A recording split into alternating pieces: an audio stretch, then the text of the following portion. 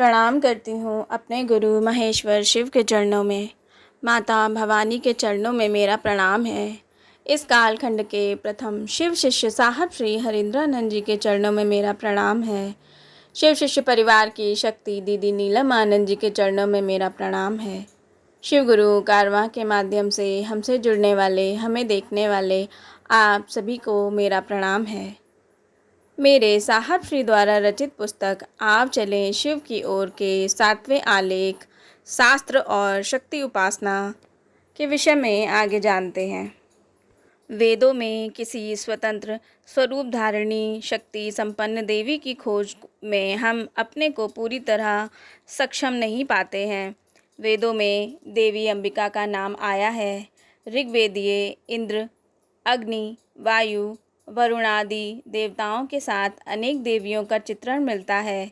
इंद्राणी, अग्नि, वारुणी, रोदसी आदि को इंद्र, अग्नि, वरुण, रुद्र देवताओं की पत्नियों के रूप में चित्रित किया गया है। उषा, रात्रि, वाक और सरस्वती का भी उल्लेख मिलता है।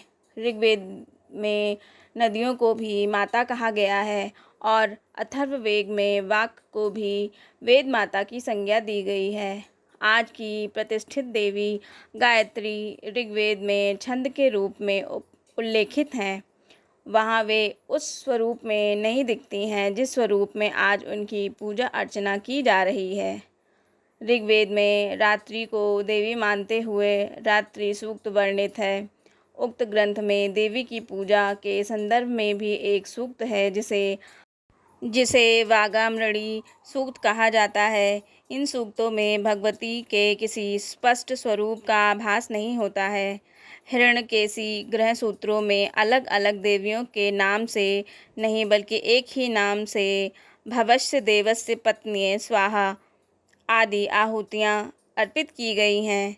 उत्तर वैदिक काल में अंबिका, उमा, दुर्गा आदि का नाम ब्राह्मण ग्रंथों में मिलता है। केनोपनिषद में उमा को ब्रह्म विद्या का मानवीय रूप कहा गया है। महाभारत के पृष्ठ बताते हैं कि श्री कृष्ण के आदेश पर अर्जुन द्वारा माँ दुर्गा की पूजा की गई और भावी युद्ध में अर्जुन देवी से विजय की प्रार्थना करते हैं। युधिष्ठिर के द्वारा भी देवी की स्तुति की गई है। इन्हें महिषासुरमर्दिनी तथा मद, मांस एवं पशुओं के अनुरक्त माना गया है। वे नारायण ईश्वर की परम प्रिया हैं और विंध्याचल में निवास करती हैं। कतिपय अन्य ग्रंथों में भी दुर्गा को मद, मांस तथा वन्य जातियों से जुड़ा हुआ चित्रित किया गया है। सौर पुराण में देवी को शिव की ज्ञानमयी शक्ति की संज्ञा दी गई है। मत्स्य पुराण में 100 से अधिक माता देवियों के नाम परिग्रथित किए गए हैं। मार्कंडेय पुराण के अनुसार महिषासुरमर्दिनी शिव, विष्णु, ब्रह्मा तथा विभिन्न देवों के प्रचंड तेज से सृष्ट हैं। दुर्गा सप्तशती में भी भगवती के साथ रक्त और मदिरा का उल्लेख आया है और इन्हें शिव की भार्या के रूप में भी देखा गया है। दुर्गा सप्तशती में मार्कंडेय पुराण से उद्धृत 700 श्लोक हैं जो माँ दुर्गा की अनुपम अभ्यर्थना करते हैं। दुर्गा सप्तशती में निम्न पंक्तियाँ देवी आराधना हेतु सुविख्यात हैं, लोक प्रचलित हैं। सर्वमंगल मांगल्ये शिवे सर्वादि साधिके शरण्ये त्र्यंबके गौरी नारायणी नमोस्तुते। शास्त्रों के अनुशीलन से भगवती के 3 मुख्य स्वरूप भासित होते हैं। ये हैं सौम्य रूप, काम प्रधान रूप और प्रचंड रूप। नवदुर्गा का भी नामोल्लेख शास्त्रों में मिलता है, यथा शैलपुत्री, ब्रह्मचारिणी, चंद्रघंटा, कूष्मांडा, स्कंदमाता, कात्यायनी, कालरात्रि, महागौरी एवं सिद्धिदात्री। शक्ति उपासना पद्धतियों का समेकित नाम तंत्र है। आगमों का विषय ही तंत्र है। आगम परवर्ती काल में तंत्र के रूप में जाना जाने लगा। तंत्र की विधा भारतीय प्राचीन आगमों का प्रतिपाद्य विषय है। आगमों के जनक शिव हैं।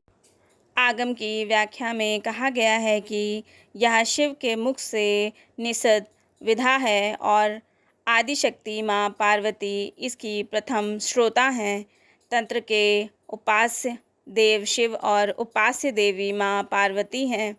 भारतीय आध्यात्मिक धारा के परवर्ती साहित्यिक स्रोतों की समीक्षा से यह स्पष्ट होता है कि शिव प्रथम गुरु हैं, आदि गुरु हैं और माँ पार्वती प्रथम शिष्या। निगमों की व्याख्या में कहा गया है कि माँ पार्वती ने जो कुछ भी कहा वह निगम कहलाया। तंत्र शब्द तन्हा धातु से बना है जिसका अर्थ तानना या तनना होता है।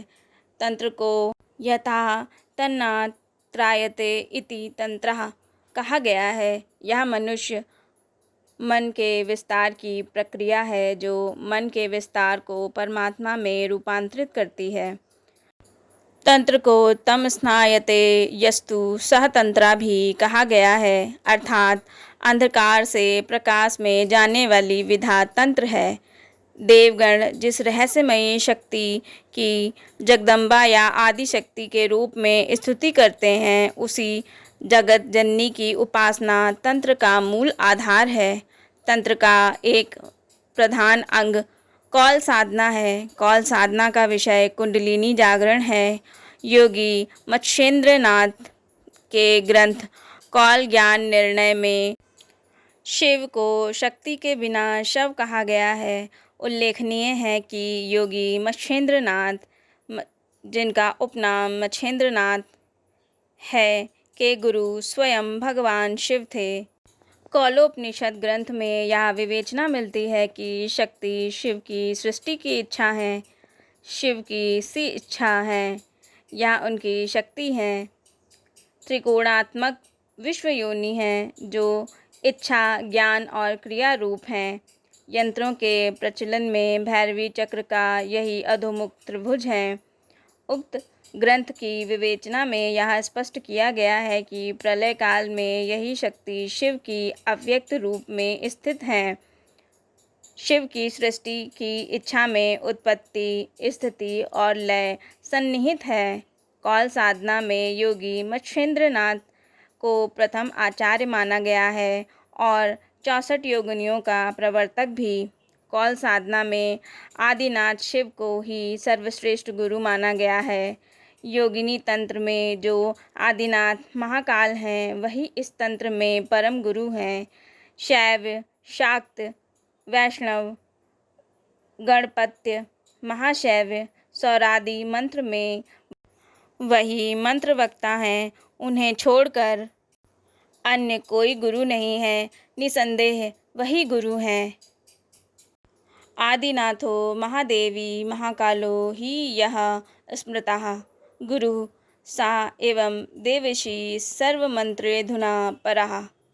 शैवे शाक्ते वैष्णवे च गाणपत्ये तथ्ये नदवे महाशैवे च शौर्ये च स गुरुनाथ संशयः। मंत्रवक्ता शाह एवं सन्यापरा परमेश्वरी। कुलावर्ण तंत्र में कहा गया है कि सदाशिव और शिव गुरु में कोई भी भिन्नता नहीं है और उनमें भेद बुद्धि रखने वाला पापग्रस्त होगा। सदाशिवस्य देवस्य श्री गुरुरोपि पार्वती उभयोन्तरम नास्ति या करोति सा पातकी। नेत तंत्र में भगवती द्वारा शिव से मंत्र से संबंधित कई प्रश्न किए गए हैं। यह तो निर्विवाद रूप से मान्य है कि शक्ति उपासना में सद्गुरु की शरणागति अपरिहार्य है। कुलावट तंत्र, योगिनी तंत्र और शास्त्र एक मत हैं कि परम शिव ही आदि गुरु हैं और मानव शरीरधारी सच्चे और सही गुरुओं में उन्हीं की गुरु शक्ति भाषित होती है। कुलावर्ण तंत्र एवं महानिर्वाण तंत्र में मद, मास, मतस्थ, मुद्रा और मैथुन इन पंचमकारों से संबंधित साधना का उल्लेख मिलता है। मदम, मांसम, मीनम चा मुद्रा, मैथुनमेव चा। मकार पंचकम देवी देवता प्रीति कारणम। इसी ग्रंथ में डाकिनियों का उल्लेख करते हुए उन्हें सर्पवंदना, धुतिमान और वरप्रदा कहा गया है। देवी पुराण में चामुंडा को काली ही माना गया है और उन्हें कालानल प्रभा, काल अग्नि का प्रकाश भी कहा गया है।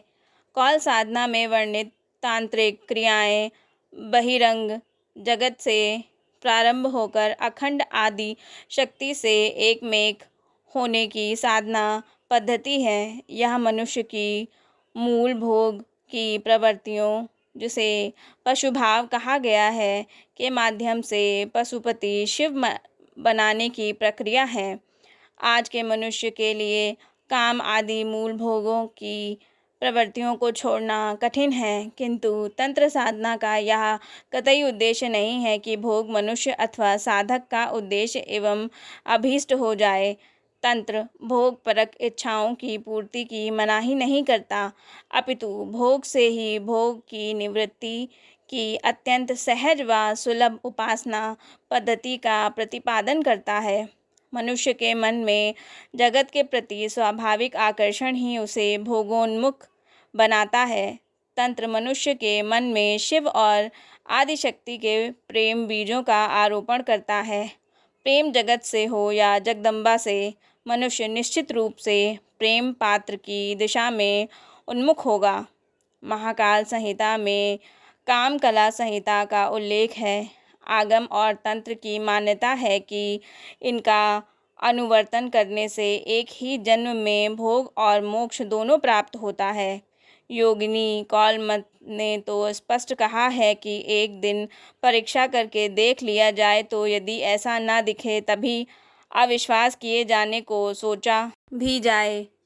सर्वचिंतां परित्यज्य दिनमेकं परीक्षेत, यदि न स्यात् प्रत्यक्षतः तदा मे तन्मषा वचा। सारी चिंताएं छोड़कर एक दिन इस योगिनी साधना की परीक्षा करो। यदि विश्वास ना हो तो समझना मेरे वचन व्यर्थ हैं। भोग का अर्थ निश्चित रूप से सम्यक भोग करने की प्रवृत्ति का होना चाहिए। इसके लिए एक शब्द समभोग, समधन भोग दिया जा सकता है। तांत्रिक धारा में भोग की आरोपित वर्जना नहीं है। लता साधना एवं अन्य समरूप साधनाओं के चित्रण में पुरुष को भैरव तथा स्त्री को भैरवी माना गया है।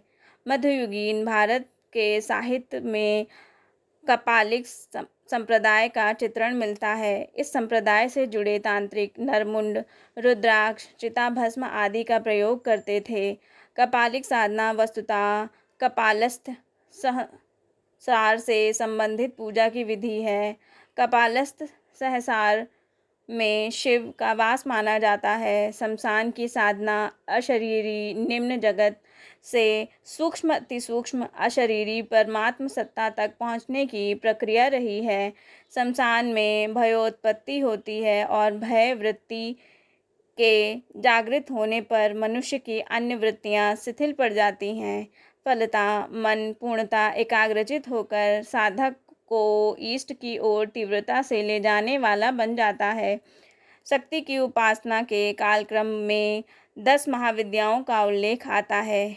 देवी पुराण में पहली बार भगवती माँ तारा देवी के रूप में चित्रित हुई हैं। यह मान्यता स्थापित हो चुकी है कि भगवती तारा का चित्रण मूल रूप से बौद्ध तांत्रिक धारा से मिलता है। कैवल्य दायिनी तारा, एक जटा तारा, नील तारा और उग्र तारा के रूप में भगवती तारा का उल्लेख आया है। तिब्बत के भोंट प्रदेश में भवतारिणी तारा का चित्रण प्राप्त होता है। 10 महाविद्याओं का चित्रण सूक्ष्म जगत की विभिन्न देवियों का संकलित नामकरण है। इसमें कालीकुल और श्रीकुल को स्थान दिया गया है। महाविद्याओं में महाकाली को ही मुख्य माना गया है और यह उन्हीं के उग्र और सौम्य रूपों का चित्रण है। काली, तारा, छिन्नमस्ता, बंगलामुखी, धूमावती को भगवती का उग्र रूप माना गया है तथा भुवनेश्वरी, षोडशी, त्रिपुर भैरवी, मातंगी और कमला को काली का सौम्य रूप माना गया है। शाक्त तंत्रों के साथ साथ बौद्ध जैन एवं वैष्णव तंत्रों का भी विस्तार हुआ। जैन तंत्र में अंबिका, चक्रेश्वरी, पद्मावती आदि मुख्य देवियां हैं। बौद्ध तंत्र के वज्रयान से संबंधित मंदिर नालंदा और विक्रमशिला में थे। बौद्ध तंत्र का वज्रयान, तंत्रयान और मंत्रयान का सम्मिलित रूप है। प्रसिद्ध बौद्ध पद्मसंभव को तिब्बती लोग लामा रिनपोचे कहा करते थे। लामा धर्म प्रसिद्ध बौद्ध पद्मसंभव की मूल देन है। प्रकांड तांत्रिक दीपांकर श्री ज्ञान को विक्रमशिला से तिब्बत के राजा ने अपने देश में प्राकृतिक आपदाओं को शमित करने के प्रयोजन से आमंत्रित किया था। कहा जाता है कि दीपांकर श्री ज्ञान के पश्चात पद्मसंभव को बुलाया गया और वे वहीं प्रवास करने लगे। वज्रयान में 84 सिद्ध हुए हैं। विज्ञान भैरव तंत्र में माँ पार्वती शिव से जिज्ञासा करती हैं कि तंत्र क्या है। महेश्वर शिव द्वारा प्रत्युत्तर में कहा गया कि तंत्र प्यार और समर्पण है। शिव और शिवा को अपना सर्वस्व मानने की प्रक्रिया, जिसमें प्रेम और भक्ति के मार्ग से जीव को शिव में रूपांतरित करने की परीक्षित उद्घोष किया गया था। आज वह शक्ति उपासना, वैयक्तिक सुख सुविधाओं की उगाही एवं मारण, मोहन, उच्चाटन आदि सत्कर्मों में सिमटकर अपना दिव्य स्वरूप खो रही है। महान सिद्ध श्री सरकार बाबा कीनाराम ने कहा है, मारण, मोहन, उच्चारण, वशीकरण और तंत्र, राम कीना मिथ्या सब है, राम नाम एक मंत्र। अंततः वह चैतन्य शक्ति जो आदि शक्ति हैं और चराचर जगत में व्याप्त हैं, उसे कोटिश नमस्कार है। या देवी सर्वभूतेषु चैतन्येभिधीयते, नमस्तस्यै नमस्तस्यै नमस्तस्यै नमो नमः। महाभैरव शिव की वंदना में कहा गया है, डिम्भम डिम्भम सुडिम्भम पच पच सहसा, झम्यम झम्यम प्रझम्यम, नृत्यांततः शब्द वादते सर मूर्षि, शिरशेखरम ताक्षपछे, पूर्ण रक्त सवानम यम महिषी महाशृंगमादाय, पाणवपादाय वे वाद्यमानः, प्रलय मुदितया भैरव कालरात्रयः। अर्थात डिम डिम बज रहे डमरू, पच पच ध्वनि करती नाचती योगनियाँ, यक्षिणियाँ और वाद्य यंत्र, नरमुंडों की माला तथा पक्षीराज गरुड़ का पंख अपनी जटाओं में लगाए, यमराज के वाहन भैंसे के दोनों सींगों को दोनों हाथ से उखाड़कर उसी पात्र से रक्त का आसव पीते हुए कालरात्रि में महाभैरव शिव प्रलय करने को प्रसन्न हैं और हम सब उनकी वंदना करते हैं। शिव गुरु कारवां के माध्यम से हमसे जुड़ने वाले, हमें देखने वाले आप सभी से मेरा अनुरोध है कि हमारे वीडियो को लाइक करें, शेयर करें और हमारे चैनल को सब्सक्राइब करें।